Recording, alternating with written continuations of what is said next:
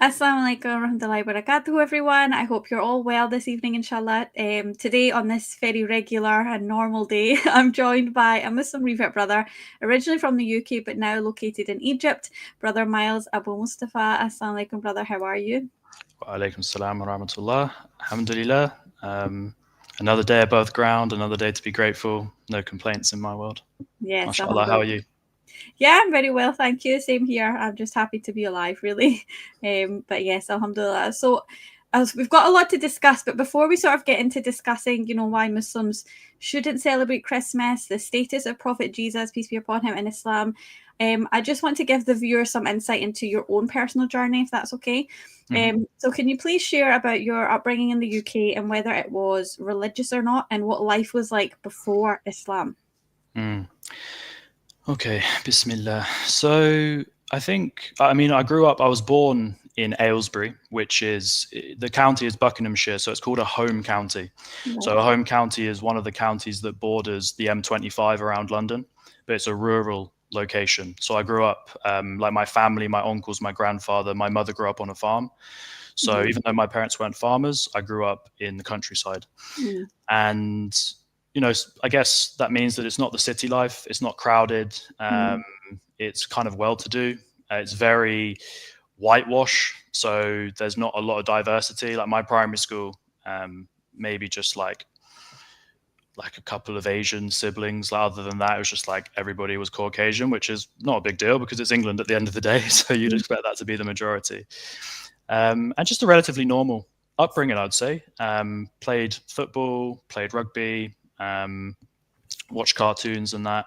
And in relation to religion, I do remember kind of going to a Sunday school for a bit of time, but I think that was just almost a way for my parents to get, free babysitting maybe, because it is a culturally Christian country. And my parents were not religious. My grandparents were not religious. But, my mum would maybe, I think when her mother died, so forgive me, when her grandmother died, so my great-grandmother, I would have maybe been 5 or 6 or 7 when that happened. She always said that her grandmother, my great-grandmother, was like her guardian angel. And so she would mention these ideas of some spiritual things. And we had Bibles in the house, but it was definitely a very secular, non-religious upbringing. Other than in primary school, we were singing the hymns. We would say the Lord's, like, I know the Lord's Prayer, like, the back of my hand. And I thought everybody did. I thought that was normal. But just a normal life, to be honest, focused around at school. I liked sport and music. So a lot of athletics, running, rugby, football. I got trained in different instruments. So that was like one of the things that my parents kind of invested in me, I guess. And one of the ways I think they also, to some degree, lived vicariously through me, someone to like almost have like pride, like, oh, my son can do this. He's done this performance. Look how great my son is, almost. So I would do performances at school and stuff. But I wasn't mega academic. I was more kind of sporty and musical, and not a religious upbringing one bit. Even the Muslims in the town, because like say we were kind of out in the sticks, there was not really any contact. I had no conception of Islam, and even Christianity. It was kind of like, I understood the Genesis story, the Garden of Eden, Adam and Eve. But I always remember my dad saying like, yeah, Jesus probably lived, but, he was a clever man, like almost in relation to his ability to deceive people. He got a great following. And he's remembered 2,000 years later, so he was obviously a powerful figure. But obviously he was stuff for a lot. It's the classic kind of attack in the pub, with atheists and the secular, is the the miraculous birth of Jesus and the way that relates to Mary. And this is, I do believe, if I'm not mistaken, it features in the Qur'an, how certain groups of people would make certain claims towards Maryam radiallahu anha, to sort of how can a woman become pregnant if she hasn't done the deeds, so to speak. So that was a little bit there. And my grandmother my grandfathers, they were just very secular, very, very secular people. So it was kind of a Richard Dawkins vibe. You know, Richard Dawkins was kind of the prophet of of my upbringing. But to not go on too much longer, the in hindsight now, what's really outstanding to me, that really stands out in my mind, is the house that I grew up in. It's really beautiful. It's a cottage at the top of a hill, and the view is over the Chiltern Hills, which is kind of like the area of outstanding natural beauty in the Buckinghamshire countryside. And you know, a farm of hundreds of acres, and the animals and the birds and the trees and the nature, the peace, all this kind of stuff. And it's really interesting now that the people that have been so greatly blessed have, like, you know, their hearts are blind as well and don't appreciate what's right in front of them. And my final point would be, if I'm not mistaken, the term in Arabic that people often use for disbeliever, kafir, is not only is it can be translated to one that's ungrateful because they're not understanding the blessing that they have and the true reality, the divine haqq of Allah subhanahu wa ta'ala. But I do believe the root of the word also relates to like a covering. Like, it relates to farming in the way that the farmer, you know, he covers the seed with dirt in order for it. And it's the same covering as that, you know, almost to cover our fitra and our innate disposition, is that there has to be a shrouding in order to kind of prevent the light of Allah to enter into our hearts. And so I look back at that now and I think, and it's sorry to go on, but it's also present in my time in Egypt as well, which is, I often see that, and without getting too far ahead, I was fortunate enough in this county to get a sports scholarship to go to one of the top schools nationwide, as a boarding school. It's kind of like, you know, it's in the same ilk as like Eton and Harrow and stuff, where the prime ministers and that go. So I was rubbing shoulders with people who, I mean, the families, some of these families are obviously worth hundreds of millions, you know, certainly millions, because the school fees now, I don't know what they're going to be. It's something ridiculous, like £60,000 a year or something, right? You know, that's going to, and you've got a bunch of siblings going there, that's setting you back some real, some real dollar. But my point is that whether it's here in Egypt, if you go to the kind of more affluent areas in New Cairo, Heliopolis, some areas like this, compared to where I'm based, which is more kind of down to earth and humble, and not so prosperous financially, it seems as though that maybe it's the distraction of, you know, being grounded in the worldly life, but people, they start to become blinded when they have so much. And contrastly, the Muslim is content with just each breath they take, because, you know, that's, you know, how can we repay Allah for just life itself? But yeah, just a normal, well, obviously I only know myself what is normal, but I would say, like, I wasn't like in a city. We weren't struggling. Like, I had a lot of blessings. Like, I was able to do a lot of things, you know, go to summer camps and learn instruments. And I certainly had privilege, but we weren't like, you know, mega wealthy. I guess just like a middle class rural upbringing. My parents loved me, my family, you know, because I was on a farm, I could like run down to my grandparents' house, watch like EastEnders with my nan. I used to love going down there, you know, bikes and stuff. We had so much place to roam around, pretend we were soldiers and stuff. It was a real blessing. But religiously, there was no deen. That was completely absent. It was just like, final point, and I know I said that before, but my dad would just be, I would ask these questions, as you would, like, once you get to, you know, curiosity as a child, you're 4, 5, 6, you're asking why. And I remember my dad just being like, you know, we live and we die, and when we die, that's it. It's just blackness, it's nothingness. And while we're here, we're just gonna sort of try to make the best of it, have a good time and enjoy ourselves. And that's, I guess, may Allah guide my parents to Islam. That's their kind of Las Vegas alcohol drinking lifestyles of, you know, they're just devouring the dunya because that's all they think there is. And it kind of makes sense if you have that perspective. It's interesting. You've said a lot of like points, things that I've actually been thinking over the last few days.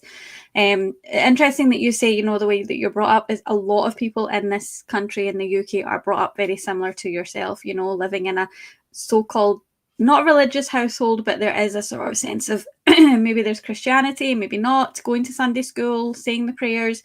But then also what you've said is really hit home, because recently, obviously, with everything going on just now at this time of year, so many people are putting up so much material stuff, things that they're buying each other, things that they're doing, places they're going.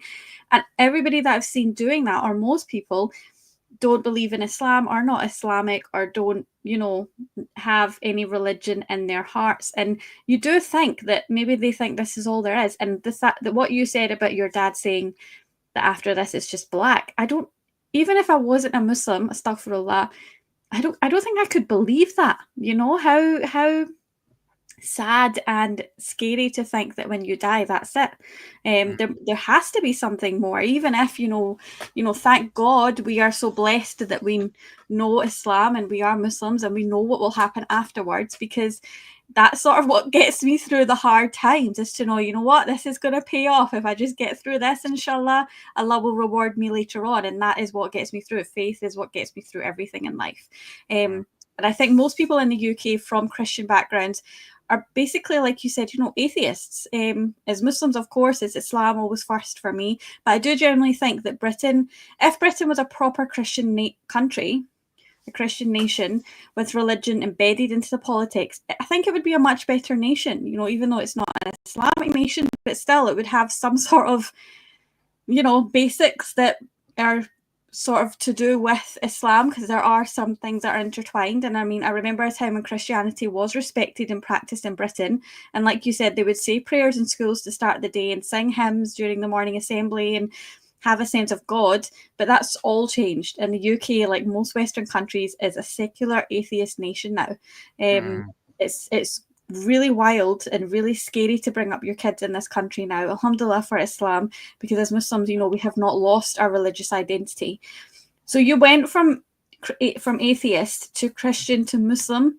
Can you talk us through that journey? Did you become, was it a proper, you know, Christian, and not a cultural Christian, as we say, but, you know, properly sort of embedded into that religion?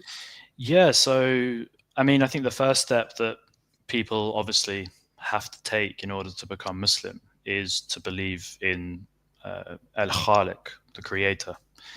And if it can feel like such a large, there's a void, there's a large jump to get to any of the kind of foundational tenets of Islam, the articles of faith and the pillars of Islam, without that foundation. How can you believe in angels and miracles if you think that we're just a purely kind of material, meaningless world? And so that was the biggest step for me, to be honest, was like going from an atheist to a believer. Some people call it like a theist or a deist, but just this kind of realization that God exists. And that was something that Allah blessed me with, just put in my heart, even though I studied philosophy at university and I was always curious around these kind of issues. And I always like to say this, that philosophy etymologically, that's to say the root of the word in Greek, philosophy, is the love of wisdom. And having studied like the entire Western canon of philosophy in the kind of recent times, come to realize that they're just a load of old white men that don't know what they're doing, and they often literally kill themselves and go mad and commit atrocities themselves. So it's kind of like the pot calling the kettle black in relation to trying to advise people when you're not even on it yourself. So then kind of realized that, okay, the study of wisdom, the love of wisdom rather, well, where does all wisdom come from? Well, it can't be the human being, because that's subjective. So then I kind of started moving towards the idea of like theology then actually is the ultimate philosophy. And anyway, so embracing the idea of there being a God. Now, this is wild, because growing up very kind of mildly culturally Christian, this was shocking. Not shocking, but like it's far out, basically just as far out to become Christian as it is to become Muslim. Now, obviously, it's going to be slightly more accepted because you can still participate in Christmas. You can still drink your alcohol. I don't have any sort of direct opinions on this, but I've noticed in kind of recent months that a famous figure who I also believe has a property in Buckinghamshire. Russell Brand, most people have heard of him. He's kind of come out as a kind of a Christian figure. Yeah. And I think that's beautiful. Like, better to be Christian than atheist, kind of, and then start bringing people to the notion of God. Obviously, that his concept of Jesus will differ from ours. But my point is that it's almost, I think, easier to be Christian because you don't have to make basically any of the sacrifices that it would that you would being Muslim, especially if you're already established, you already have a family. Now your wife has to become Muslim. Now you need to raise your children Muslim. You're risking losing your family, having conflict with your friends and associates and your job role. So they haven't got this deen where if you're a banker or you're in gambling and you find God and you're Christian, well, you can carry on doing those things. There's not this strict line.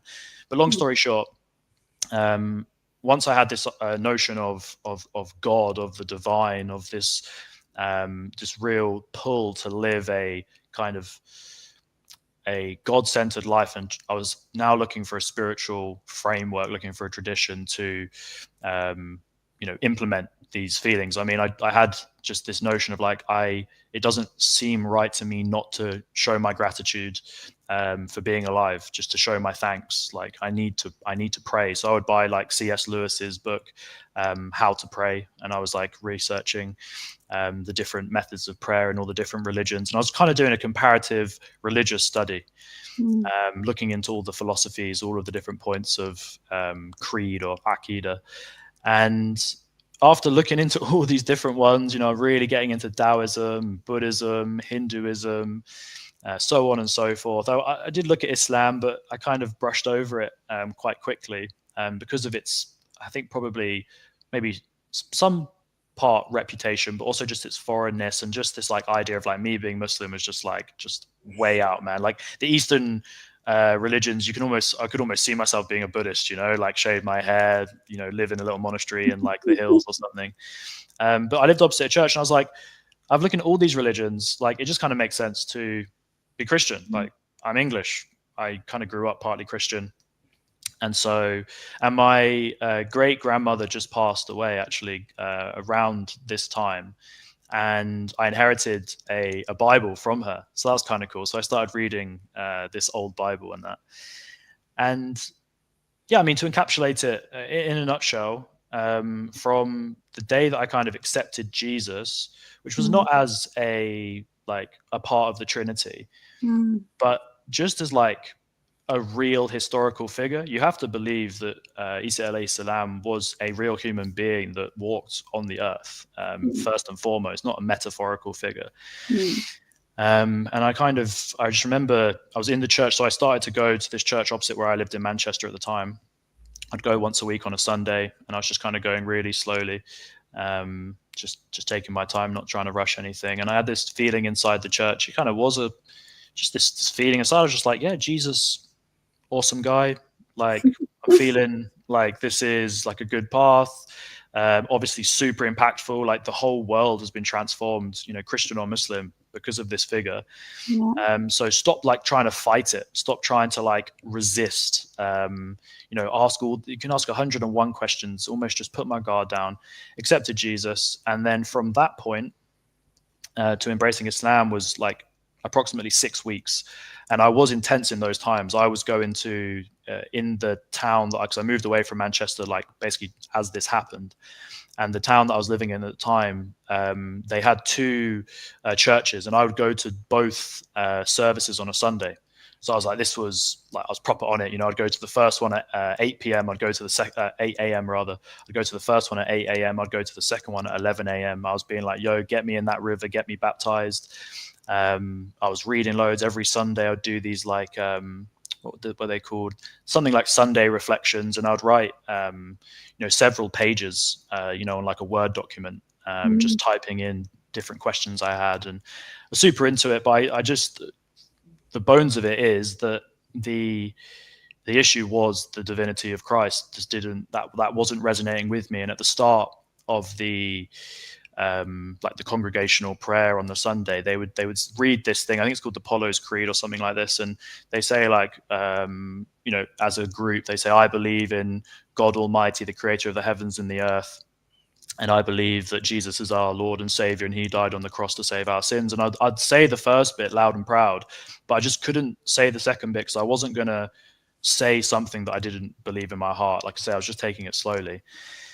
And at the time, I was studying a master's degree in philosophy and religion, and it was online. So we were having like group conversations, and there was a Muslim imam that's part of these conversations we were having. And I think he also, even though I never asked any direct questions, but the stuff he was saying was just kind of hitting me a little bit. And I remember writing on my final Sunday reflection, like, I think I'm Christian Muslim, or can you be both Christian and Muslim? And I started just to transition to, just fully accept the concept of Tawheed. And I couldn't find any issues with the prophethood of Muhammad sallallahu alaihi wasallam. I was like, well, if I believe that Jesus was a prophet and Muhammad is a prophet, may Allah's peace and blessings be upon both of them, then I'm Muslim, and this is really weird. And I didn't, I struggled to kind of even comprehend it myself, just because I didn't really know anything about Islam. It was just this thing that, was just really bizarre and weird and, extreme and, misconstrued. And I was just like, everything was about to change. And so, I was Christian for a short period of time, but my big period, I'd like to say, is that before that 6 weeks, there was like a year of like believing in God and listening to the Tao Te Ching and reading the Hindu texts, like the Vedic texts, and can never pronounce it very well, the Bhagavad Gita, and just reading all these different texts. But yeah, alhamdulillah, then I embraced Islam, and it's just that's my whole life now. Is just to say to everybody, it can change your life, and don't just become a Muslim. Like, don't just be a sheep as well. Like, seriously dive into the Qur'an and the Arabic language, and then the sweetness of the religion comes to the surface, because obviously people just hear like jihad and Sharia, and they've got like a Muslim neighbor that's like, getting drunk and being violent, and they think that this is, the entirety of the religion. SubhanAllah. Yeah, it's really interesting. It's interesting to see that. It's interesting that you say that, it's better to believe in a God rather than not believe in anything. And I do agree, of course. And the fact that, believing in God, whether it was, it was our creator, and you didn't sort of follow into the Jesus, but it still led you to Islam. And obviously, I'm not trying to bash Christianity here or disrespect the Christian viewers, but it's always seemed to me like Christians don't unite in a way that Muslims do, in terms of, having a global ummah. Christians, they seem really relaxed when it comes to sort of bending the rules, like you said, of their religion, and most shockingly in places of worship sometimes, they bend a lot of rules in there. And it sounds as though you were inspired by, Muslims that you met, the Muslim Imam, and because of how they adhere to the practice of Islam and how, welcome they make you feel. And that played a big part from what I've heard and what I've seen of you reverting, which is a massive thing. And I think as Muslims, we have to remember that we've all got a job to play in terms of, leading other people to Islam by just being a good Muslim, whatever you think that is. And we know what that is because Allah subhanahu wa ta'ala tells us, but just being a good Muslim and showing by example. What was the day of your Shahada like, in terms of what happened before and during and after? Did you take your Shahada then 6 weeks later, or did you wait a little bit longer?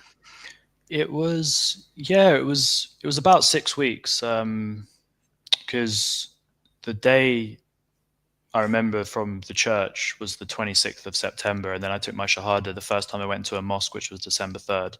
So October, November, maybe 10 weeks, altogether. So there was a little delay. It was a beautiful kind of serendipity, the way that, I ended up taking my Shahada in the mosque in my hometown. So where I was born and where I took my Shahada, where I was, sounds corny, but, reborn, is like probably just like a handful of miles, like maybe 2 miles away from like the hospital to the mosque. And I was really, really nervous to to go into a mosque. Allahu Alam, like obviously now it's like a ridiculous thing to say. It's just like a really relaxed community center where you can just go and chill and pray and have a coffee and stuff. But obviously it's just overwhelming anything new. And you certainly are right, though, to mention the fact that the strength in the faith was something where I was like, these, the congregation of the churches, and no disrespect, but a lot of them were just really old women, from that old generation who were Christian. I was like, there's no young people here. There's no vibrancy. I mean, again, it's not for me to judge, but I was 99.9% sure that the person who was leading one of the churches, kind of the vicar, I'm pretty sure that she was lesbian. It's not for me to judge, but I was also thinking, like, is that Christianity? Like, if that's what they believe in, then fair enough. But it's like you say, sometimes they've got, is there going to be a like male leading the congregation, or is it going to be a female lesbian? Because that's a really different vibe. God. Ultimately, one day, by the grace of Allah, I just was able to kind of not be so like in my head about going to the mosque, and I just kind of glided down, went in, anxious and that, and it was on a Friday, mashallah. It was just before the Asr Jamaat, and I'd already been practicing praying, so I kind of roughly knew the prayer. I was maybe praying like a few times a day. So this is where I was like, I had taken my shahada like kind of in my heart, and to a random taxi driver again like several weeks earlier. But it was all leading up to this kind of more official date where I spoke to the kind of the sheikh at the mosque, Abdul Dayan, and we just had a little chat, and he said, you'd been Muslim for a long time, and that really resonated with me, and that kind of allowed me to look at things in hindsight and say, actually, from that time where I kind of embraced the idea of God that 1 year prior, kind of realized that I was Muslim, but I was dodging Islam. Maybe it was a sense of, and I've heard this from a few reverts, is that this sense of fear, basically, and overwhelm. Like, if you're going to become Muslim, your life's going to change. And what if you want to hold on to all those, habits that you had, from your Jahiliyyah time, and maybe you're just, it's not like a anxiety that paralyzes you, but just like an unsureness, and you're not decisive. But one day that decisiveness came out, and beautiful day. And from that day I was like, now I've got to pray all 5. Like, I was just praying once or twice. I was just easing my way in, and now I was like, I've got to properly commit.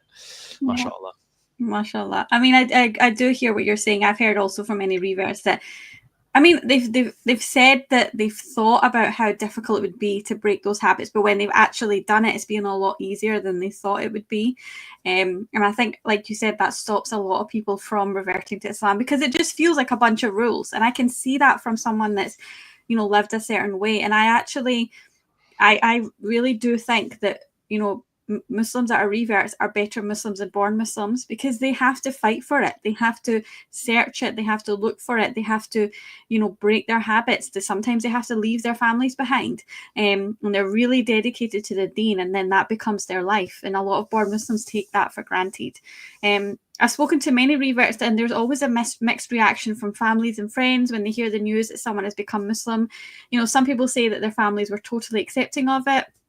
But I've even heard stories of people not speaking to their families for decades because they were so against it. And then you have some that they start off, quite bad, and then eventually they're warm to the idea once they see how Islam is working in a person's life for the better. How did your family react when you became Muslim, particularly your dad, because he had a lot to say when you were younger about God in general? Bismillah. I think it's my situation's really unique, actually. And again, in hindsight, things were changing in my life that I kind of see it now as like the rahmah of Allah, that I was able to make changes even before, there was like a year that, for example, it was the COVID pandemic. Actually, if I start to rewind, that was for a lot of people a period of like serious contemplation. Like, you are kind of thinking about your own mortality, everything, you're forced to be with yourself. Everything's very different. How quickly we've forgotten about that time, but that definitely contributed to some soul searching. And so there was this period that led up to even that moment where I accepted, the reality of a creator. And I think what the reason why I mentioned that is because my heart was beginning to soften. So from 18 to 20, I became Muslim when I was 25. So 18 to 24, I cut ties with the majority of my family. And this was due to some situations. Like I say, it was a very idyllic upbringing, you know, from like childhood into adolescence. But when I got into my late teenage years, there was some family feuds, there was some disruption, there was some trauma, there was some, you know, cats being thrown out of the bag, and there was a lot of resentment and anger and misunderstandings that kind of meant parts of my family broke apart, it become fractured. And obviously, as a young man, you know, thinking that I knew everything when I was like 16, 17, 18, I was like, well, you know, sod this. I'm going to kind of just go live my own life and just like let them all be. But, you know, as the years go on, you know, you need to have a really kind of cold heart for that, to kind of like completely reject your own, like my own mother, for example. And it was the process of kind of, you know, Ar-Rahman Ar-Rahim, like the compassion, the mercy, thinking about how my actions affect other people, that kind of led. It was just before, it was kind of part of the same, in the same vicinity as like accepting a creator, as reaching out to my mother and also my father. It hadn't been as a long period of time, but basically like making amends with them and saying, listen, like we've fallen out and stuff, but like let's just you know, make up. And so that was a process of a couple of years where I kind of got back onto a really good level. And so then that coincided with me embracing Islam. And I had this kind of really, that was one of the blessings in hindsight, because I didn't have this fear of losing them because I'd already lost them. And I was like, well, if they reject me, then, you know, my hands are clean, because I stuck my neck out and we kind of rectified the relationship and we're on a really good level now. And if they throw that all away just because I believe in God, then that's kind of on them. And so I didn't have that fear around it. But I got a funny story about my dad. My mum was just kind of like, do whatever makes you happy, makes no difference to me. Classic kind of mum, mashallah. But my dad, he could tell that I was being really sheepish and I like just being a bit funny with him. And it was because he was the one person that I was like nervous to tell for some reason. Like everybody else, it's just like whatever. But in hindsight now, it's really peculiar. Anyway, so I called him up. He was just like, come on, boy, I know you got something to say. Just spit it out. And anyway, I told him, and subhanAllah, he's just like, oh, right. It's like, oh, why didn't you just tell me soon? He's just like, I thought you was going to call me up and you was being all sheepish because you were going to tell me that you was gay. Oh, no. He's like, you've not had a girlfriend for loads of time. Like, you've been really weird with me. Like, it was almost like, and then I said, wow, that's really interesting. Like, coming out of the closet in relation to homosexuality. But there's also this for me, and I think a lot of reverts will have this. It's like you're almost coming out of the Muslim closet. Like you've got to declare this thing where you're really not curious. You're really cautious and concerned about what other people might think of you. You know that telling people is going to change the dynamic of the relationship. So there's a strange, like after he said that, I was like, actually, that's an interesting comparison that I can imagine. There's this anxiety to declare kind of both situations, subhanAllah. So, but after that, it was just like, and by that time, actually, because really soon after, this also softened the blow, because very soon after taking my Shahada, I was like, one of the things that made it easy for me to become Muslim was knowing that I wanted my wife to be Muslim. So it was like a situation of, you know, I want my children to be righteous individuals, and I want my wife to be God-fearing. So it's just like, well, that's going to be a Muslim family. I need to find a Muslim woman. I need to be Muslim. So I kind of did it, not in reverse, but I saw my future like that. And that made it easy for me to become Muslim. And I'd already, I was kind of starting the beginnings of like, you know, the marriage process and the courtship with my now wife. So I told them that I became Muslim. And I was also like, obviously, I didn't say Allahu Alam, but I was like, you know, and what comes with that as well is it's not a guarantee, but I think there's something that's going to be kind of developing in relation to this sister. And so, you know, I'm Muslim, but you might have grandkids, so like don't, you know, take it too bad. Oh, that's such a nice story. That's really nice. It really warms my heart when I hear of, especially mothers and fathers that are so accepting. And inshallah, may Allah guide them to Islam also, and may you be a way for them to see that path. But that is beautiful, and I'm so glad they're accepting, especially your dad. I mean, I can understand, because even from what you've spoken about, even I said to you, how did he take it? Because I just expected it to take to not take it so well. But no, alhamdulillah, that's beautiful. It's really nice.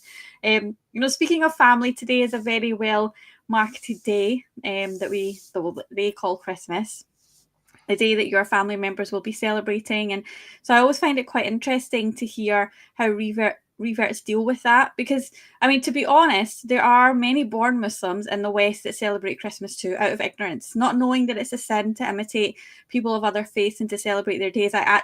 My girls, I've got 2 daughters, and they go to a Islamic class on a Monday.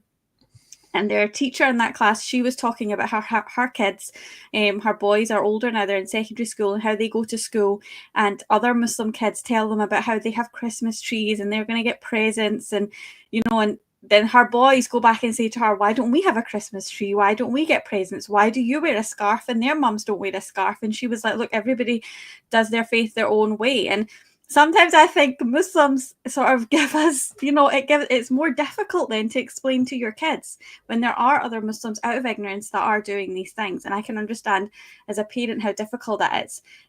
But to be honest, technically Christians shouldn't really celebrate Christmas either, because there's no really historic record anywhere that confirms Prophet Jesus was born on the 25th of December. But again, these days I think it's more of an atheist celebration where people drink a lot of alcohol and go out and party, and it's all about materialistic things. So it'd be interesting to hear from you, a former atheist and a former Christian. How do you view Christmas now that you're Muslim?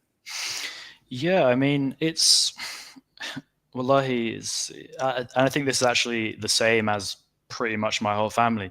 The Christmas means nothing. Like it means nothing for my family. It's like it's just an excuse to get together, which I think is quite sad, because you should be wanting to get together on the regular and give gifts on the regular, and it should just be like a common thing rather than this like kind of once a year kind of vibe.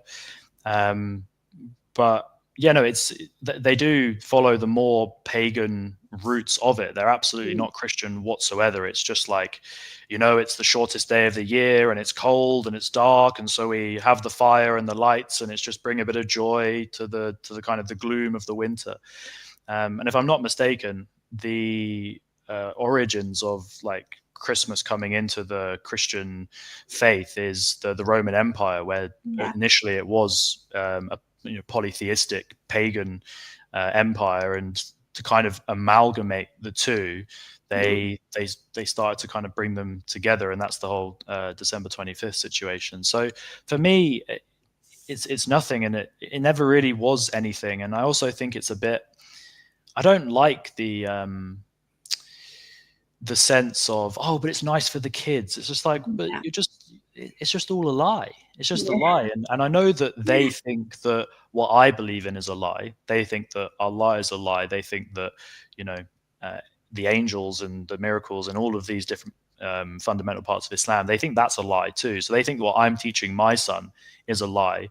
But at least I believe it to be true. The lie is a lie, and yet you still pretend it's true. So there's this strange inception to that situation. But it's what's nice, and I think it kind of encouraged me to take the steps into a temporary hijra, is that it is just easier to be out of the country, not just for Christmas, but to be honest, in the winter. Like the winter is not exactly a fantastic place in the UK. So, get me out of here.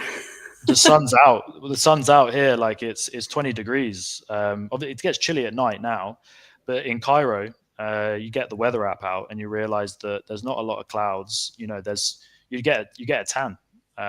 Just it's sunny, so there's a lot of different benefits to leaving the UK in the winter, and it's so much easier, it's so much smoother. And because I first embraced Islam, this will be my third Christmas as a Muslim, and the first I went and I was in a thobe. I was in my Kufi. It was just like, oh, Myles embraced Islam a few weeks ago. He's like full on Muslim now. Yeah, because you did become Muslim just before Christmas. That's right. You said beginning of December, right?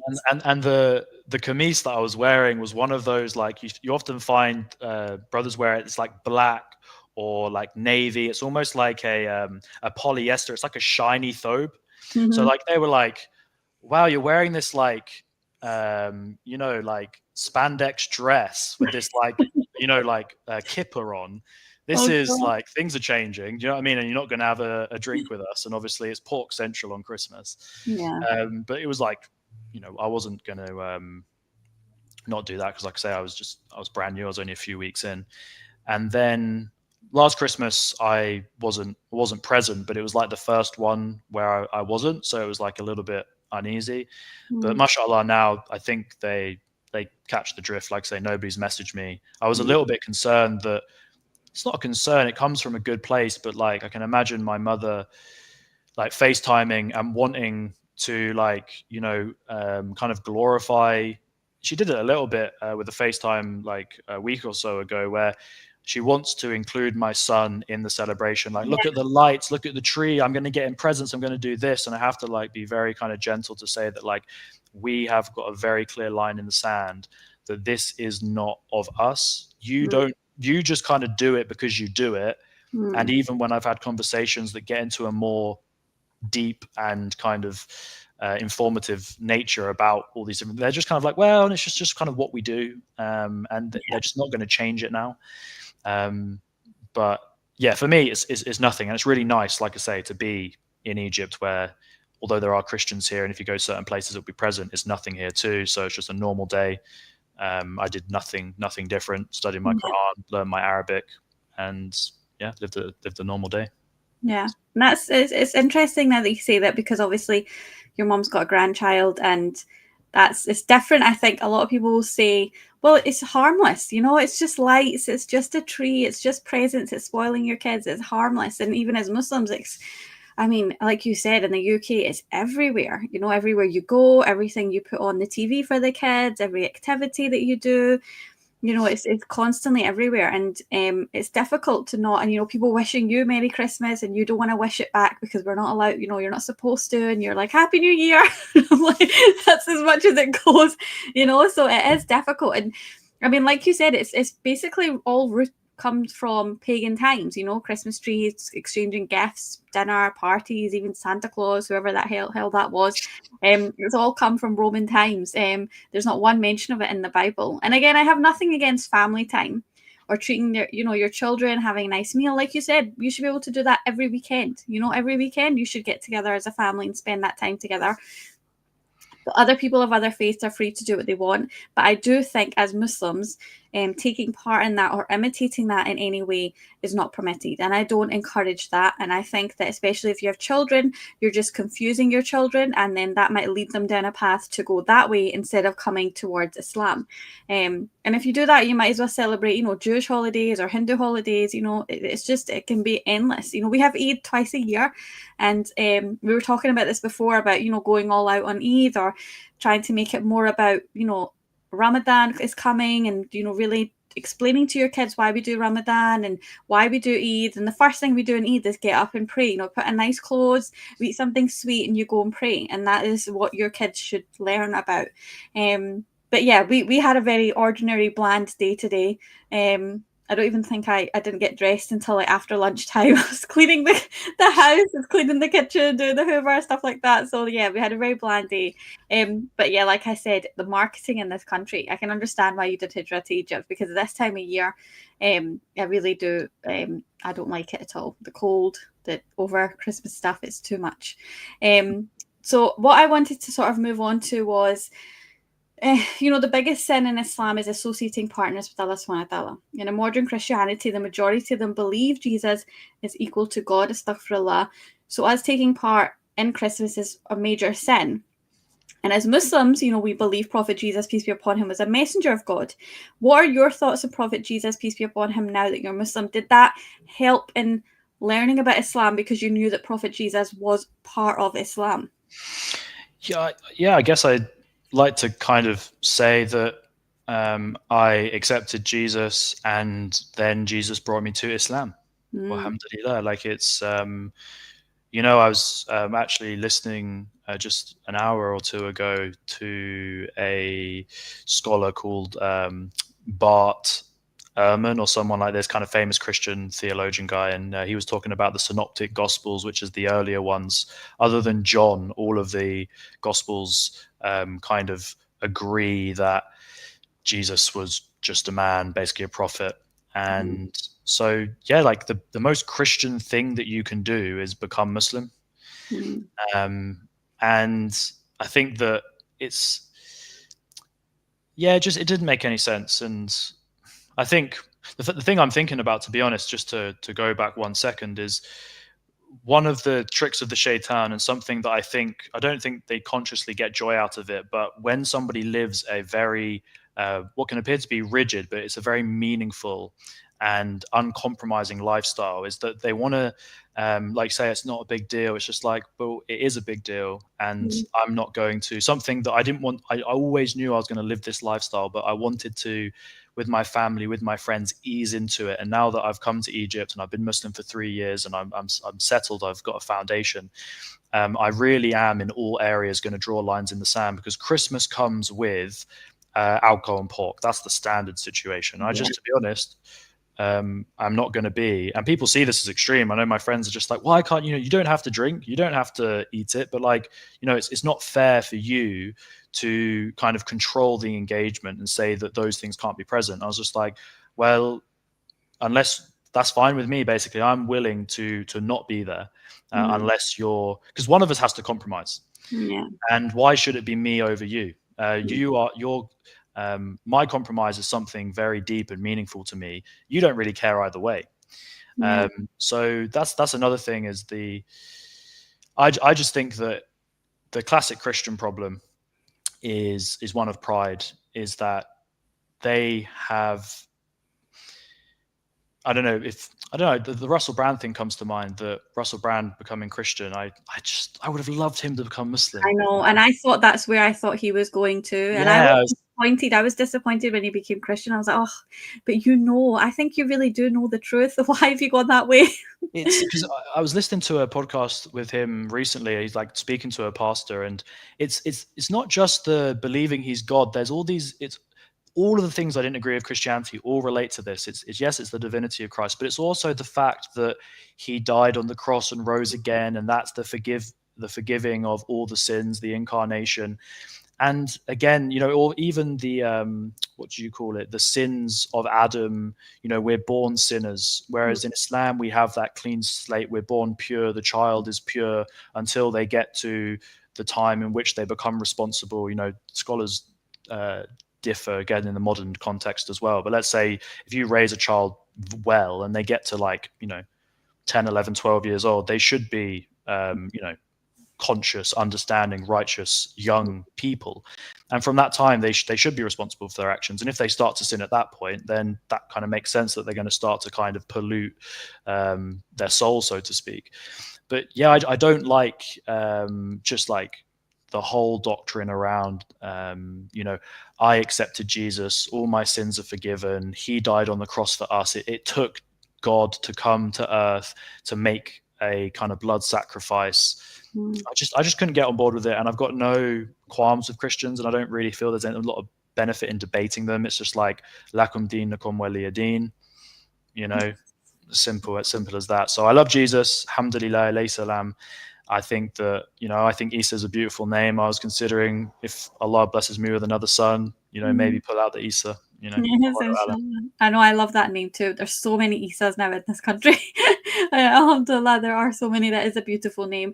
And like you said, I've got no hatred towards Christians either. I know many Christians from all different backgrounds offline, and they're really lovely people. But I think the Trinity is a form of polytheism, because it's the worship of a human being and a spirit alongside God. And I never understood it. I never understood it at all. And I just think Christians are misguided, and I find it confusing how they persist with this, when all the changes in the Bible, are simply a Google search away. You can see all the changes that have been made. But But yeah, all this talk will no doubt have people calling us a Grinch and accusing us of spoiling Christmas. And I think for you as an Indigenous British person that is Muslim, it's tougher than many non-Muslims. Will say, you've betrayed your roots, which is nonsense because Islam doesn't belong to any particular ethnicity. It's for everyone. But a lot of people will say, you're going the wrong way. How do you deal with, non-Muslim British people that label you a traitor for accepting Islam? A traitor, Yeah, it's somewhat common. There's a bit of a theme there. I always ask the question, like, a traitor to what? Because I do think it comes, unfortunately, with a tinge of kind of like it's an ethnic situation. You've betrayed the white, the Caucasian, your white skin to join the Asians, because that's kind of the perspective, I think, of that kind of demographic of people who are going to call me a traitor. Because a lot of people, like, say, if they're just kind of my family, my friends, relaxed, kind of still atheists, still like on Jahiliyyah, but just kind of a liberal mindset, like, whatever, do your thing, there is freedom of religion, I don't care. But the people that do care enough to like get vexed about it, it must be an ethnic thing, because the Islam, people who practice Islam, formal, normal, basic Islam, that's actually very close to the traditions of the British Isles, which is the foundation is Christianity. So it's, I think the true traitors, if you want to talk about like a theology, is the atheist movement, the new secularism and such. So it's, unfortunately, I do think it has a tinge of kind of almost race, and maybe a triggering of like, maybe this is now forcing me to, I don't want to look into this because this is an example of somebody who is kind of my ilk, who has kind of left. And ultimately, I am with the Muslims over the non-Muslims. And so the majority of Britain is non-Muslim. And therefore, I am with the Muslims. Like, not that there's going to be some kind of like huge global conflict where we all line up with muskets and like the Muslims versus the non-Muslims. But I have to say that first and foremost, I am Muslim. Like, I am obviously British. That's my passport. I'm English. That's where I was born. That's the language I speak. My ethnicity is kind of Caucasian, like my lineage is of this island for a long time. Maybe there's a touch of, European and French and stuff, but I'm pretty English kind of like genetically. But they do forget, like you say, that you go to, again, when you look at Caucasian, that very word, you go to the Caucasus Mountains, there are white Muslims in Eastern Europe, in Russia, in Asia. Some Pakistanis, you would think that they were like, German or French if they spoke the language. Their skin is white. So yeah, I just don't take any notice of it because it's not grounded in anything. Again, with Islam, when people in the comment section say stuff, it's like, when you point a finger, you've got three pointing back at you. And Islam is a religion of knowledge. And if you don't bring your dalil, that's to say your evidence, then it's groundless. And, how much of the Qur'an have you got under your belt? How much do you understand? How much have you memorized? How decent is your grip on the Arabic language? I don't listen to anybody unless they are learned. And most people in comment sections aren't. So why would I take any notice? Yeah, no, I definitely agree. I mean, for someone I have 5 generations of my family have been here. My great grandfather came here first, so I've been here a long time. People call me not British. I am, predominantly Pakistani first, and then I am British. But I am British. But for you, obviously, it's different because you are. All your family are here. You are British, and obviously, you've just chosen a religion. So choosing a religion doesn't mean that you're no longer British. You're still British. And I have nothing against people that are proud of their roots or where they're from. I'm okay with that. People are very patriotic in Britain, especially down in England. I'm a law-abiding citizen. I want the best for this country. But when patriotism morphs into discriminatory nationalism, that's where I draw the line. And we've seen that a lot recently. God made this world. People made borders and flags. And the regular Joes calling for the deportation of other people because they're Muslim or have a different skin color, they're just insane. They have no say in the laws that are passed or how we are taxed through the nose. It's as if they're blindingly supporting a football team. They should be channeling that energy towards the government, not ordinary ordinary people like them. And many of these people that are coming up or that are being very vocal recently are people that are fans of guys like Tommy Robinson and Douglas Murray. And I would even say they're radicalized by the propaganda that they put out, to be honest. What are your thoughts on those types of people like Douglas Murray, Tommy Robinson, and how that movement is really coming into the culture here now in Britain? Yeah, I think this is really I have no expertise, but this is certainly an area of interest for me, because, I mean, very quickly to rewind 1 second, is like, Pakistan was part of the former British Empire. So anybody who understands anything about history needs to understand that what it means to be British would be somebody under the Pakistanis are British based on the history of the British Empire, first and foremost. And that's why I like to think of myself as English British. And that's just as legitimate as Welsh British, Pakistani British, Gambian British, Jamaican British, whatever it is. I know the Jamaicans got independence, but everywhere that the empire went, those people were seen to become a part of the nation as a whole, albeit kind of in a kind of secondary citizen kind of way, which is obviously not great. But in relation to I've got to be really careful with what I say, because there's a not insignificant amount of Tommy Robinson and Douglas Murray that it's not necessarily that I agree in it, but I understand. Well, number one, I understand why it gains traction. I can understand why they have, their kind of followings. It's because there is basically some truth to what they're saying, although they augment it in a way that can be certainly problematic and negative.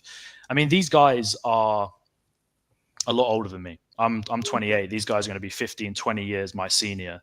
So they've been around a long time. And I mean, if we take Douglas Murray, I've read a couple of his books. I think he's got 3 books that he's published. I've read a couple of them.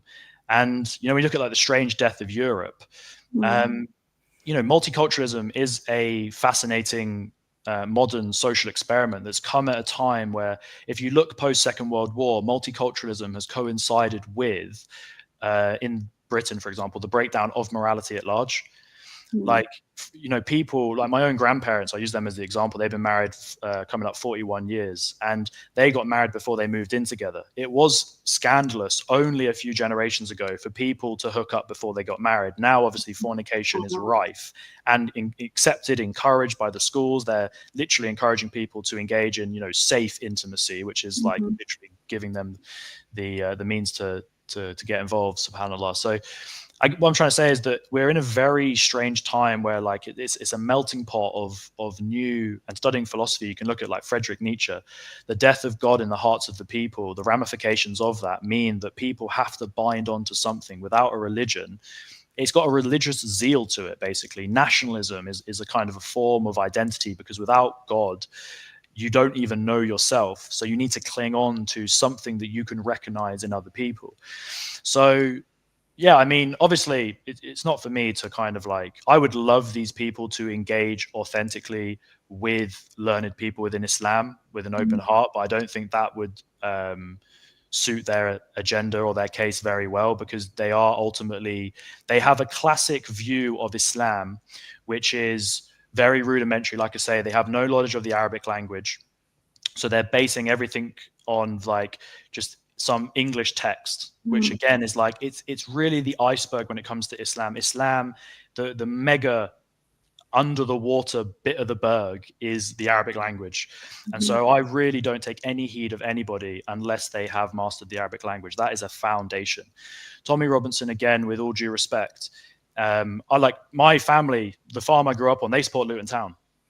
Douglas Murray went to Eton for sixth form. So I kind of got not that they remind me of my friends and family, but I don't feel like there's something super foreign to me. Like, I've been to Kenilworth Road. I've gone to the Luton football games. I went to a school similar to Eton. So I know the vibe that he would have, his academic, when he was in sixth form. And he was, like I say, he's 20 odd years older than me, Douglas Murray. So I can imagine the environment, bearing in mind that he's an openly gay person. I can imagine that would have been a really, Allahu Alam, I don't know his story, but I can imagine that, I tell you right now, at my school, that wasn't something that was accepted. It was a very kind of boarding school, was a bit of a it's not like prison, but it's a bit dog eat dog. There's a hierarchy. If people see a weakness, they pounce on it. If you're homosexual, you're not like the jock. You're not one of the lads. You're not one of the boys, unless you're covering it up. And maybe, I don't know his experience, but he's a well-educated, articulate, fascinating character that I feel could be. I really would love to see. I'm sure you've obviously pretty much everybody who's Muslim on YouTube has come across Paul Williams' blog in theology. I remember watching his video when I was Christian for that short period of time.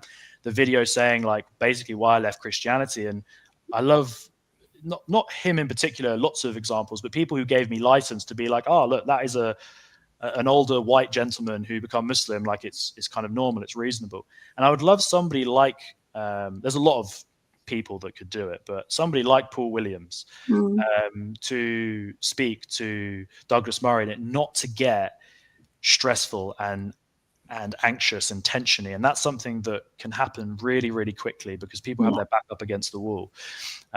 So my point is that I can relate to what they're saying. If you look at Douglas Murray's book, I do believe it's the second one, which the madness of crowds, gender, race, and identity.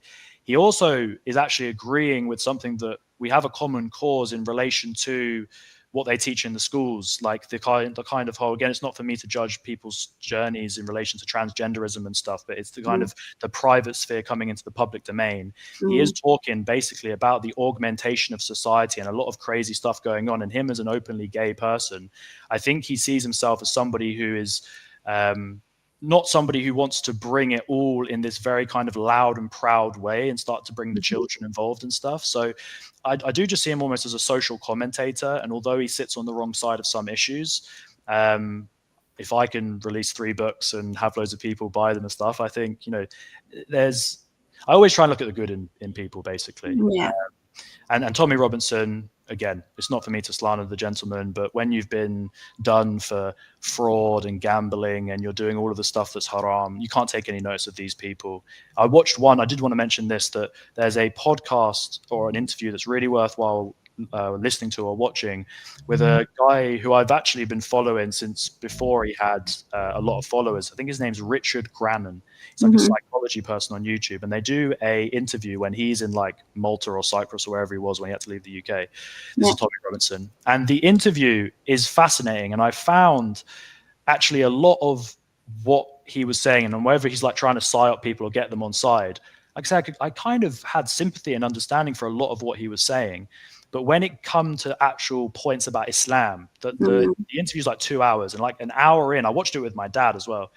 When he started to say this and that and the other about Islam, one example would be the Prophet Muhammad sallallahu alaihi wasallam, his marriage to our mother Aisha radiallahu anha.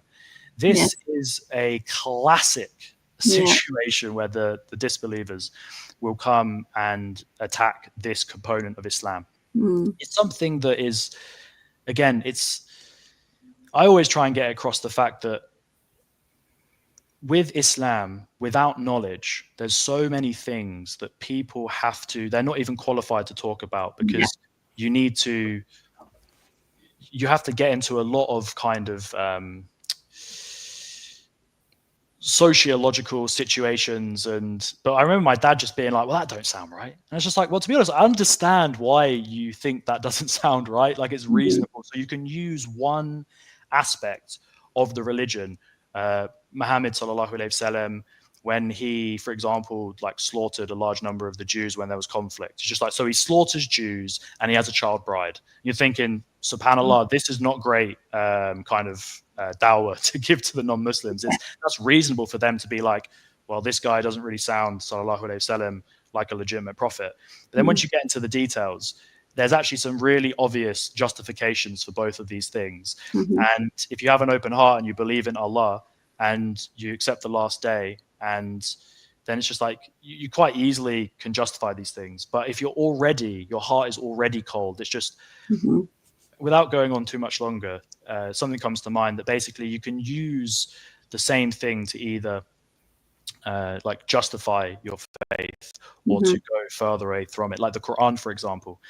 the Quran it strengthens the faith of the believer, and it's a divider. It only pushes away the disbeliever more, because once they start to read about the hellfire, they're putting that book down and they're saying, I don't even want to listen to any of this. And so it makes them even more rigid and anxious. And so, like say, they hear something from Tommy Robinson, who for about an hour has spit a load of quite reasonable sociological genuine tensions that exist. When you look into like the gangs and the atrocities and Telford and all that kind of grooming and stuff, like that is a madness. And the Muslims should be coming out and saying, okay, these people might be of a Muslim heritage because they come from the subcontinent, but this is not Islam. A big to differentiate the disgusting actions of Muslims against Islam. And I feel that maybe there's been a lack of at least in my own perspective, and I don't know, Allahu Alam, but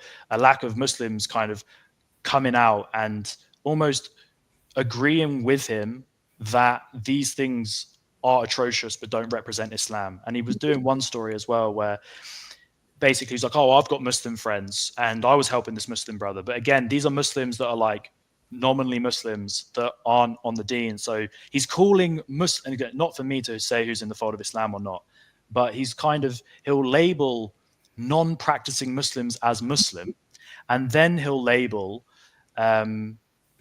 people like people who are like drinking alcohol and partying and football hooligans who are like called Muhammad and they're from the subcontinent. It's like, oh, that's my Muslim friend. It's like, okay, so that's not a great representation of Islam. And then on the other hand, people who are doing these like super atrocities like sexual violence and grooming and stuff, calling them Muslim.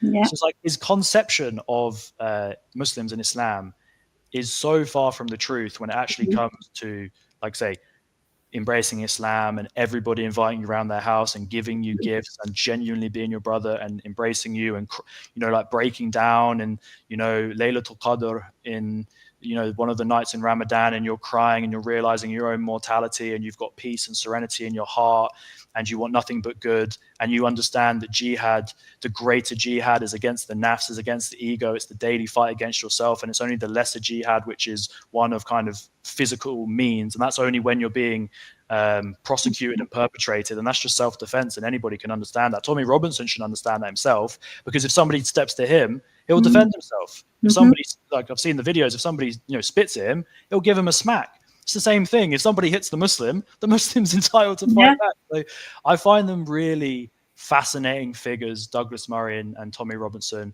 I haven't got a resentment or an anger or a stress towards them. I think they're just really fascinating social figures, and the best thing possible would be for them to become Muslim, obviously. Inshallah. Oh gosh, yeah, that would be. I think awesome. I know that would be awesome. I think that would be insane. Sorry to interrupt it, but I think that I may be wrong, but I think Tommy Robinson's like ex-girlfriend or ex-wife or something became Muslim. I've heard this. Yeah, I didn't look into it, but if that's true, then well, I've heard many stories. I've heard that he was with someone and a Pakistani Muslim man took her off him, and that's why his hatred for Muslims. I don't know. There's many different stories about why he has hatred towards Muslims. I mean, I've always said, you know, if Douglas Murray just spoke about, you know, illegal immigration in regards to border control and reducing crime rate, or Tommy Robinson just spoke about stopping grooming gangs to help women, I would have no issues. You know, I would be like, yep, that's, like you said, you know, that's the right thing. I think when they mix it in with Islamophobia and walk the tightrope of racial prejudice, that's when I doubt their sincerity, and I think they have bad intentions. Because I think if you had good intentions, you're consistent across the board. But there's kids, you know, being killed in Palestine. Douglas Murray and Tommy Robinson put out propaganda saying that's justified. So for me, they're not saying what they're saying online for the betterment of human beings. They have an anti-Muslim agenda and they have a monetary incentive. You know, I genuinely think that that's got a lot to do with it. Sells books, gets views. These guys are look, it's nice to have financial stability and everything, but these guys, they're not poor. I'll tell you that much. They're not poor. So without Islam, you know, this is a big thing for me kind of coming online and speaking to people, is, you know, consistently purifying my intentions and trying to do everything for the sake of Allah and not get carried away, which a lot of, if you're not Muslim, then obviously it's very easy to do everything for reputation and money. Yeah. And I can understand why, especially when you get to that level of ultimately millions of people knowing who you are. It's, for the best person, it's going to be a challenge, to say the least. Yeah. But moving away from them, let's put them to the side now. I saw a video you put up of your nikah, which was beautiful. Can you share with us the process of you getting married, especially for, you know, new reverts out there, and how life is as a relatively new Muslim husband and father? Yeah, best decision ever. The main thing after becoming Muslim, of course, I think that the big thing I like to push on my channel is become Muslim, get married, have babies. And that's just like in that order. Those are the best things possible. And that's kind of what I see myself is like, I'm a Muslim, I'm a husband, I'm a father, and then like trying to become like, you know, a bit of a student as well, just kind of get a basis on the Arabic language and the Quran, inshallah. But yeah, I mean, like I said earlier, they coincided that becoming Muslim was part of a strong desire. It coincided with wanting to rebuild, again, kind of Islamic principles. I stopped drinking and partying, and I was moving away from music and stuff all before I took my Shahada, and I wanted to rebuild like ties with my family. And I knew that I didn't want to have, I didn't want to have any relations. Like I knew that, I remember saying to my friend now, may Allah guide him to Islam, I mean, he's getting married actually in 1 year and a few days time. And so I got the invitation for next year. But I remember going to his house and saying that the next person that I'm intimate with is going to be my wife. I don't want any of this kind of, you know, modern, you know, hooking up culture. That just, it's not, doesn't bring any satisfaction. It's just really cold. It's really impersonal. It's just like, even though that was, you got like, you got social brownie points for it. You're a cool person. If you were hooking up with girls and stuff, that was like, oh, this guy's cool. He's something. And if you weren't, then it's just like, well, you're kind of like, you know, you're down on the social pecking order. But I knew in my heart, I was like, this is just wrong. It's not right. And so, like I say, it kind of coincided that as soon as I embraced Islam, even subhanAllah, before I embraced Islam, I was already looking for a Muslim wife. And actually part of the taking my Shahada is I was kind of communicating with this one sister. And when she kind of asked about my Shahada, I wasn't knowledgeable. So I was kind of like, Shahada, like I think I'm Muslim. I kind of know I'm Muslim. Her father was a sheikh. So we kind of just, it fizzled out and we stopped talking because I think she was like, I don't even know if this guy's Muslim and I can't be talking to a non-Muslim. And it's just like, it wasn't. So I was like, yo, I need to get on this. So as soon as I embraced Islam, I was on it. I was speaking to the uncles in the masajid. I even met with a few people. One guy was going to bring his like niece or his second cousin over from Pakistan. I'm booking the flights. We're going to do it. And I was just like, hold your horses, mate. I've just met you. Do you know what I mean? Like, I'm just kind of interested. It's not a guarantee. But I was on, for all of its failings, like I say, it's not, the Muslim marriage apps are certainly not a perfect system. And they kind of start to get into, ends up kind of just being like a Muslim Tinder. There's a lot of problems on there. Even the way that they, you kind of declare who you are as a female. It's just like as a male, what are you looking for? Somebody who wears hijab or doesn't wear hijab? Somebody who prays or doesn't pray? So it was a bit more of a cultural Muslim hookup app, or even if it was a marriage app. Now, again, for the liberal folk, they're like, oh, well, everybody does things differently. If they don't cover, then that's their choice. Or if they don't pray, that's their choice. But everybody who's actually on their deen understands that these things are obligatory, and if you don't do them, then Allah knows best. But you're straying from the fold of Islam in reality. So I went on there and I was like, obviously, I'm looking for somebody who is like all of the things that a normal practicing Muslim would be. They cover, they pray, they eat halal. That was one of the things. They eat halal or don't eat halal. I was like, subhanAllah. So I was like, oh, somebody's on there. They don't pray, they don't cover, and they don't eat halal. I was like, so you're on the wrong app. They just happen to have the last name, you know, Muhammad's their last name, and their grandfather was, you know, from, you know, Sierra Leone or something. So anyway, so I got on that, and the ones in person, it wasn't the uncles. It didn't appear like I was looking for somebody who was really practicing. And these families, they like say that they didn't seem to be as practicing as I would like. And as a new Muslim, this is really important. You don't want to go into a family where they're not really on their deen. So anyway, Were you looking for a born Muslim or a revert, or did it not matter? Because I've asked this before to other reverts as well. Yeah, it didn't really matter, but I think instinctually I wanted a born Muslim. I think that two revert Muslims certainly can work. I know examples of it, and that's fine. But it makes a big difference. Like, mashallah, my wife's family really kind of bringing me in when it comes to so many parts of life. It's really, really beneficial. So yeah, very quickly from. I can't remember the exact date. May Allah forgive me. May my wife also forgive me. But I took that Shahada in the mosque on the 3rd of December. It would have been something like the 10th or the 11th of December. Wow. I got a train up to Manchester. So we connected on the app. Our non-negotiables matched. And this is something that shocked my friends and family, was just I wasn't messing around or playing around. If somebody actually wants to get married and they're praying to Allah, their intentions are pure, it can happen really quick. From the day we met to the day we married was no longer than 7 months. I think that's a reasonable period of time. You should be getting it done and dusted in 6 months, 12 months max. If you need to, like, I don't know, get some extra money and stuff. But went from messaging, non-negotiables matched. You couldn't send your information, your personal information. So I screenshotted my number. I said, WhatsApp me. Then we started doing voice messages. Then I called her. So like we were messaging, voice messages. I called her, and on that phone call, I was like, well, I need to meet your family. Like, bring your wali and everything. I'll meet your family.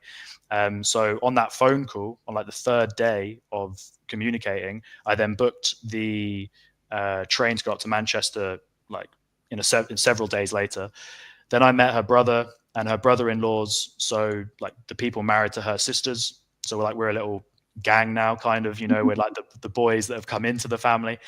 And these guys are awesome as well. And that was a really comforting aspect of getting married. Obviously, you are getting married to the individual, but you're getting married to their whole family. Yeah. So, for example, there's a revert brother married to her younger sister. So that was cool as well. Oh, that's cool.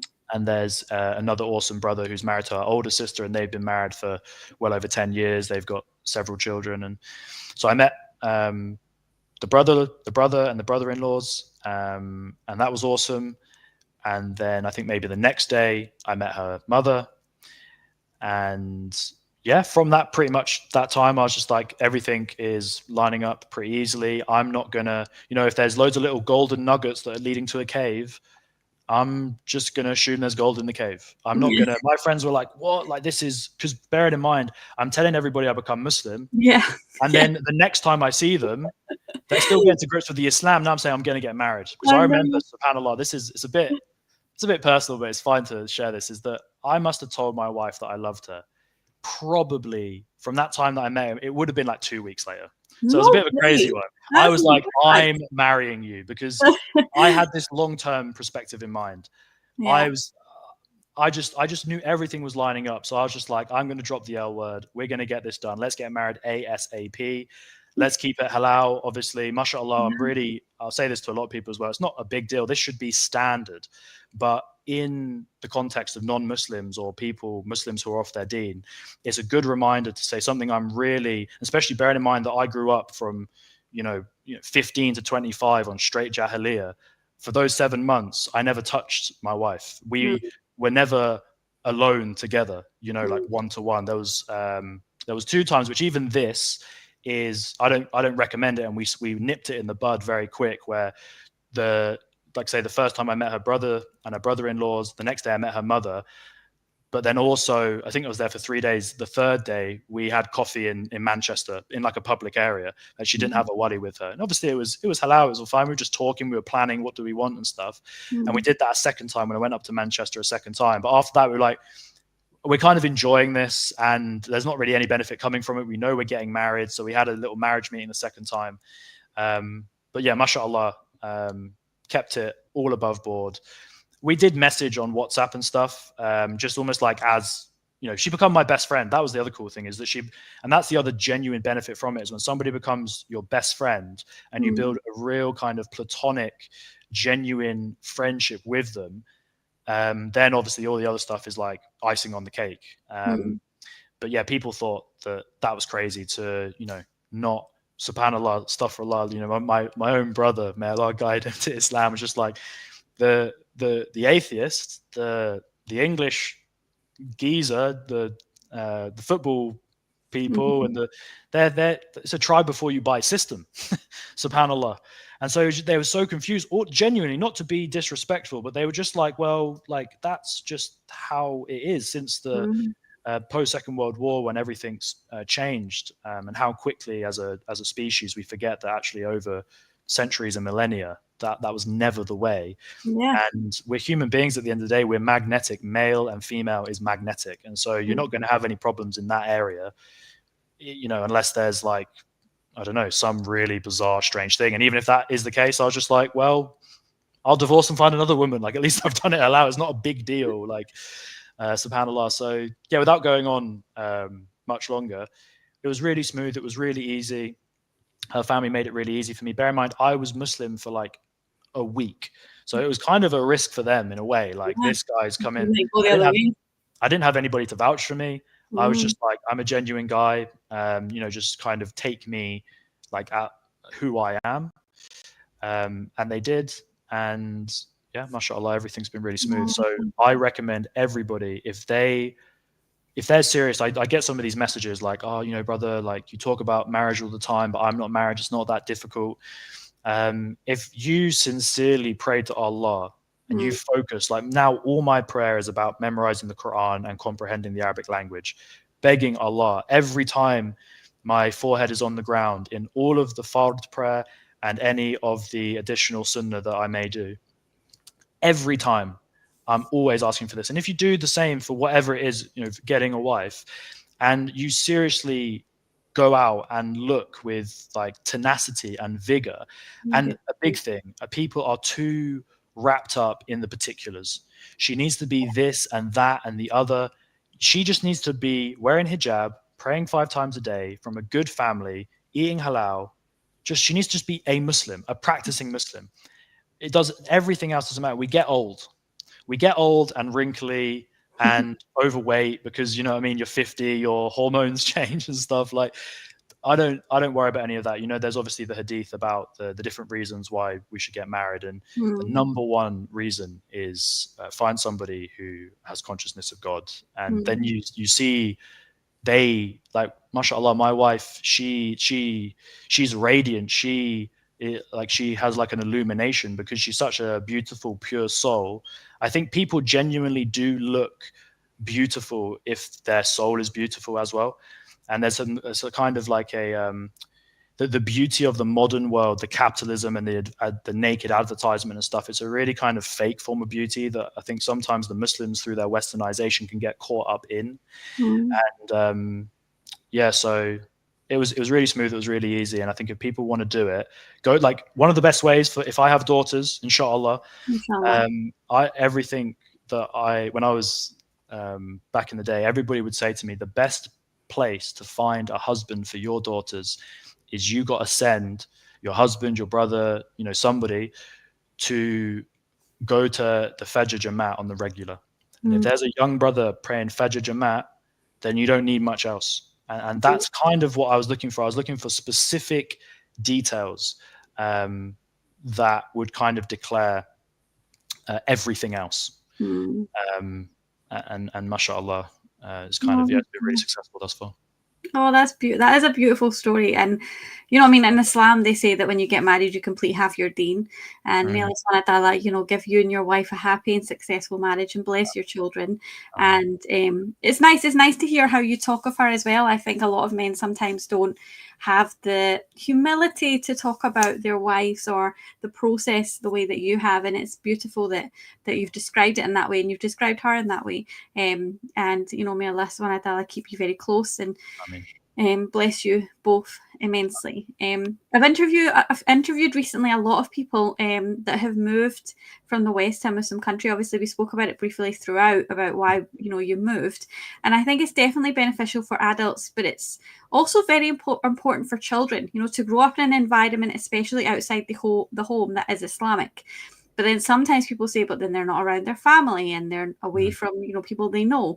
And Egypt seems to keep coming up as quite a popular place to move to. I've spoken to quite a few people. Another one is Malaysia and the Gulf too, obviously. why did you and your wife move to Egypt, and what is life like there as a Western Muslim? So, I mean, first and foremost, that was one of the things actually that I like to work on, this kind of non-negotiable basis in relation to establishing a potential partner in Islam. And so that was one of I can't remember now, maybe I'm pretty sure it was 5, and my wife had them too. Our non-negotiables matched up. When your non-negotiables match up, the rest is fluff. The rest is, it doesn't forget the rest. And one of it was the fact that we wanted to live in a Muslim country. We wanted to be outside of the UK. And so obviously it took us a couple of years, but we chose Egypt because, mashallah, my sister-in-law and her family, they'd already been to Egypt before I come into the family, and then they've been here for about 1 year now. And so that was a kind of a really good in, because it's going to be overwhelming making hijrah because of the language barriers everywhere you go. Obviously, English is a global language, and so you can kind of get by, but it's still somewhat tricky. But I think because my nieces and nephews that are here with us, they're a little bit older. They're at the exact time where, mashallah, they speak fluent Arabic. They are maybe 7 and 5, so they're like little young boy and girl. But mashallah, they're the little boy's leading the prayer. He's inshallah going to complete Juz Amma in the coming weeks or something. So maybe we're going to get like give him some money or something. But I think that it's instilling that kind of, Islamic centered life in the kids. So it's just second nature. The Arabic language is everything, absolutely everything. Without the Arabic language, and I know this as a revert, somebody who came into the religion and was just straight up overwhelmed. Like, one of the inspirations, I was Muslim for quite some time, and I didn't even know Surah Fatiha.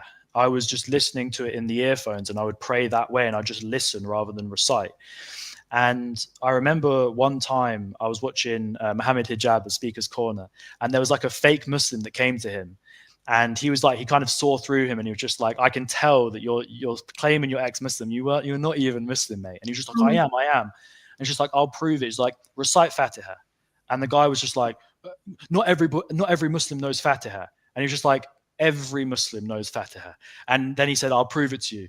And he suddenly goes, Muhammad Hijab's like, he goes, everybody, Bismillahir Rahmanir Rahim. And then all of the Muslims, everybody recited Fatiha together. And I was listening to that.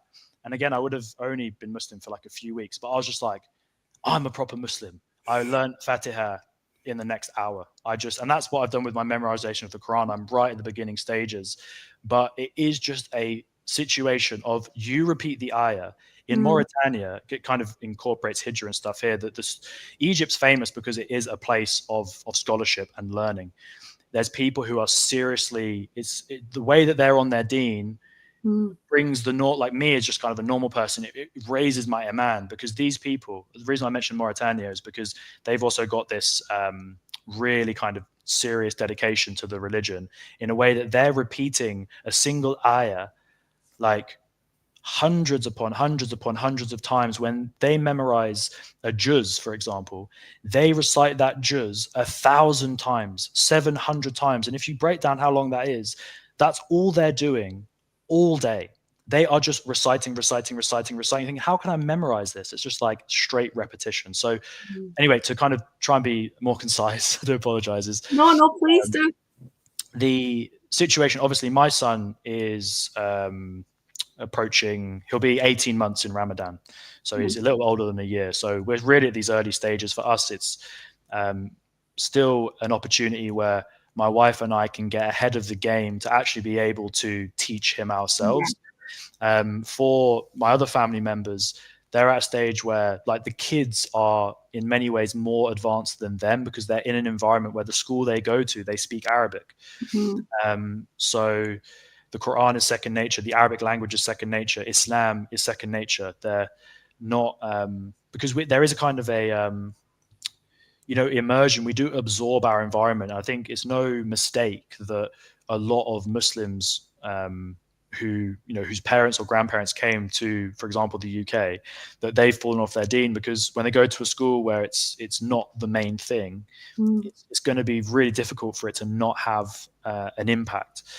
And so, simply, it was, I mean, even the practicalities, Egypt is so cheap. The UK, you got the cost of living crisis. It's difficult unless you are well off. I mean, for example, I was earning when I was in the UK the median wage, so I would bag just over £2,100 once I pay my tax and stuff. Now that's a half decent wage. I'm not a rich person. I'm not a poor person.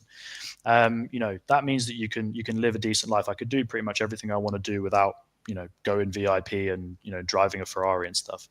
But suddenly you look at, bearing in mind at the time I was living with my mother-in-law, so I was really living a good life. But to live somewhere nice in Manchester, you've got to pay for the apartment. I'm going to do a video, inshallah, to show people the apartment we live in. It's a large 2-bedroom, 2-balcony apartment in a desirable place for students in East Cairo. We pay approximately, the rates change, approximately 300 British pounds a month. Oh my gosh. To live in Manchester, a similar place. I'm not even joking. The location that we have comparative to Manchester as well, I honestly believe it would be approximately 10 times the amount. Yeah. It'd be about £3,000 because this is very, mashallah, it's very nice. They've done the, my landlady, she was going to live in it. So her husband, he was a beautiful uncle as well. He's been really kind. He did up the house because she was going to kind of semi live here because the apartment is a family building. She inherited the apartment from her parents, and so her sister lives downstairs and stuff. So we've been incorporated into this little family. So her husband did it up, so it's got nice tiles, nice marble, nice lights. Everything's really nice. And I was speaking to my I think it's called, in Egyptian, they say adil. It's like my brother-in-law, but it's my sister-in-law's husband, right? The revert from Manchester. And we were saying that when in Manchester, you see these really nice apartments with balconies and big rooms and stuff, and they're like £2,500, £3,000 a month. You're thinking, who is living in that? Because that's not normal wage. Most people earn probably £1,500 to £2,500 a month. That's and like I say, that upper end is still quite privileged. You may be in managerial or you've got your own gig going on. I was like, who's doing that? Well, obviously, it's the Chinese, it's the Saudis, it's the Qataris, it's the foreign people who are coming to the London and Manchester, and they're the ones living in the nice apartments. So it's a similar thing. We've come from England to Egypt, so we're the equivalent of the Chinese and the Saudi coming over to London and Manchester and living in those nice apartments that the kind of indigenous people can't afford. So we can live a far better quality of life. I'm going to, inshallah, do, because people have been asking me, I've just not got around to doing it, we've probably been living off, and that this apartment obviously is actually, it's not obvious, but that you can live a lot cheaper than 300. You could still live in a very nice place for about £150 a month. It's the fact that we're living in the same building as our family. They were already here. They had the link. It's been what they call it, refurbished. It's like a nice place, and the location is very desirable. If you kind of go, it's not even that inconvenient. I literally saw it advertised on a WhatsApp group chat. It was £150 a month. And so the rest of our living expenses, and bear in mind, I'm studying Qur'an 5 days a week. I'm at a markez 5 days a week. My wife is studying privately 2 times a week. We've been buying on Amazon, Amazon, to get toys for the little man and that.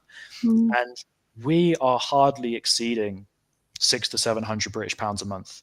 That's insane. So I'm living off straight savings, and inshallah I can do that for a reasonable period of time. And even if I need to work, the flights are cheap. You can get flights back for as just one person.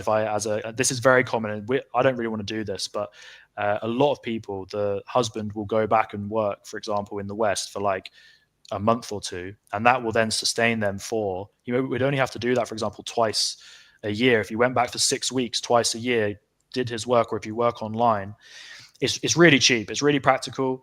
The adhan is going off. That's my main thing. I became Muslim. I'd never heard the call to prayer be broadcast. And so that's really nice now, going from praying in the mosque, it just varied. It was just when was easy and practical. I would try to go every day. It would be several times a week. Sometimes if I was really on it, when I first got my driving license, I was going there every day, trying to do multiple times a day. But now it's just so smooth. It's so easy. Praying in the mosque 3, 4, 5 times a day is so fluid and so natural. Everything is centered around Islam. Around where I live, it's very, very rare that you will see somebody that's not covered. And if they are not covered, then, you know, maybe Allahu Alam, maybe they're Christian, but they're modestly dressed. They just happen to have their hair down. You know, jilbab and niqab is very commonplace. And so I was hearing this from my Adil, my brother-in-law, and I was like, bro, sign me up, like help me kind of come out. I saved my money. I was kind of strict on putting money to one side. And it was like, say, the preparation of how can my intention is for my son to memorize the Quran. I think that for me, more important than any of the Western education, I'm not a terribly intelligent person academically, like GCSEs and A levels. I kind of just got C's. Do you know what I mean? I just kind of scraped by. Mashallah, I went to university because I got an unconditional offer. So that made it even easier for me to kind of take a back seat. But I'm not super like STEM subject. I've got some friends who are really kind of like clever science and technology and economics and stuff. If you memorize the Quran, and bearing in mind, because my wife she's bilingual as well, so inshallah, my son will be trilingual, that if you can speak multiple languages and you have memorized the Quran and you understand the Quran, then I'm not on the whole Western education vibe. The kids are going to be homeschooled, but they need to be homeschooled by who? By us. I think that's the best thing people can do is homeschool their children, but you need the knowledge yourself. So my intention was to come to Egypt to at least give myself a foundation so I could be the teacher of my own son, basically. Yeah, it's a no-brainer for people, even if it's temporary, because for us, we are going to, inshallah, we have more children, so we'll return to the UK when that happens. Like our contract to this place runs out in like approximately a year, so we would have been here for a year, and I think a lot can be achieved in that time. But it's not a lot of money. Like you mentioned, going to Umrah, obviously Umrah, reasonable priority, but to come out and like the support network and the links is pretty decent. Like to come out and live here for 3 months in the winter. That's what I'm saying to a lot of people, is that you can prepare for next winter now and come out for 3 months and live in quite a cheap place. And you know, even if it depends, everybody's got a unique situation with where they live and stuff, but you've got Airbnb. Even if you the first time my brother-in-law came out here, he was just paying his rent at his house in England, and it was empty, but that was just the price he had to pay. But that was the inn to kind of to taste the environment, to smell the air. And once you're out here, you're thinking like it's night and day. And you mentioned like the whole vibe in England with like Tommy Robinson and stuff, and not that we want to go into him again, but I also do think, as an English person, I love England. I was raised in the countryside, the beauty, the hills, the language. I like reading books. I'm into history. I like, Battle of Hastings and, you know, the royal family and stuff. I like all that kind of stuff. But at the end of the day, I do kind of think like there's a bit of a tension when the Muslims they're being not pushed out, but there's this tension. They're like, no, we have a right to be here, and the Muslims do have a right to be here, but it's better in the Muslim lands anyway. Yeah. And different shaykhs say that the kind of the obligatory nature of leaving a certain land it varies on the individual, but when it comes that you can't practice your faith appropriately, or the deen of yourself and your family is compromised, then it's obligatory to leave.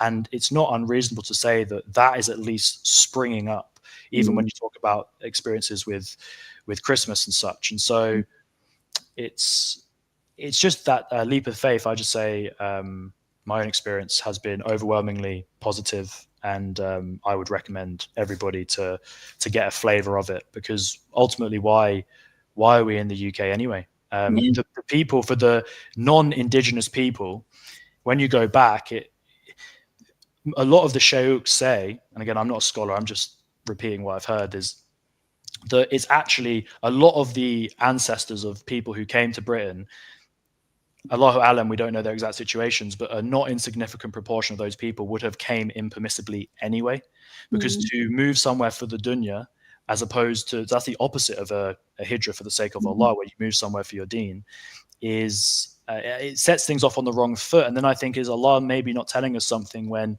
the progeny of those people that did something that wasn't to please Allah but was for the dunya is now straying their family away from Islam? It's like, guys, is it not time to go back, basically? Like, and I'm saying that as somebody who it's not that I'm going back. I'm actually now, I'm the foreigner. Yeah. Do you know what I mean? SubhanAllah. So you did mention that about being Western. It's, most people think, to be honest, that I'm like Uzbeki or Russian or something like this, or like Albanian or something, because it doesn't come to their mind that they think that like an English person or a British person is Muslim. So they tend to think that I'm like Russian or Uzbeki. That's so interesting to hear you say that. I mean, I've heard so many people talk about their hijrah journeys. I like what you said about, getting a flavor of it, trying a place and seeing how you feel about it. I have also heard that not just Egypt, but places like Oman and things like that, there are so much relatively cheaper than living in the UK. And you're right. What is the benefit from living here? I mean, I was saying to you, we've got 2 girls, and my eldest she's in nursery, and now we're getting to that point where, like, okay, is she going to go to school? Are we going to homeschool her? There is one Islamic school in Scotland, in Glasgow, that teaches Arabic along with English. Do we put her into there? We both actually do want to move to a Muslim country. Obviously, it's easier said than done. But, subhanAllah, brother, I mean, may Allah subhanahu wa ta'ala reward you in your efforts, reward you for your efforts to increase your knowledge and your dedication to the deen. I know a lot of Muslims in the West would like to make that permanent move to a Muslim country with their families, have their doubts for personal reasons why they can't, like I said, leaving family. But, if you really want to do it, then you can, and well done to you for achieving it. And if it's important to you and important to your family, then you should. And I actually never thought about what you said about, like I said, my great granddad came here. So he did come here for the dunya, because he came here for money, because he came here to work, and then they settled here and they had children, and we are all here then because of that. And that's quite interesting. I've never heard that take on it. But yeah, I personally think it's the best thing to do, especially if, the culture is shifting here, the more and more godless and sinful it's becoming. But inshallah, we will do soon. We've got quite a few things lined up, so hopefully, inshallah, we'll get somewhere. Inshallah, may Allah make it easy for you. Thank you. But guys, thank you so much for joining me and the brother today. If you have any questions for Brother Myles, check out his channel, The Angelo Islamic Gentleman. Go subscribe to it, get in touch with him there. I'm sure he'll be more than happy to answer your questions and to help you out. Brother, thank you so much for joining me today, for taking the time out from your family to speak to me. It's been such an interesting conversation. I'm sorry it's gone over the time. That's completely my fault, because I'm the one that goes on and on and on. No, but it was really interesting. Like I said, I've got a lot out of this, and I'm sure a lot of other people will have got a lot of it out of this as well. But may Allah subhanahu wa ta'ala bless you and your family and give you so much success in the future. Thank you for joining me again. Assalamu alaikum wa rahmatullahi wa barakatuh. Wa alaikum salam wa rahmatullahi wa barakatuh.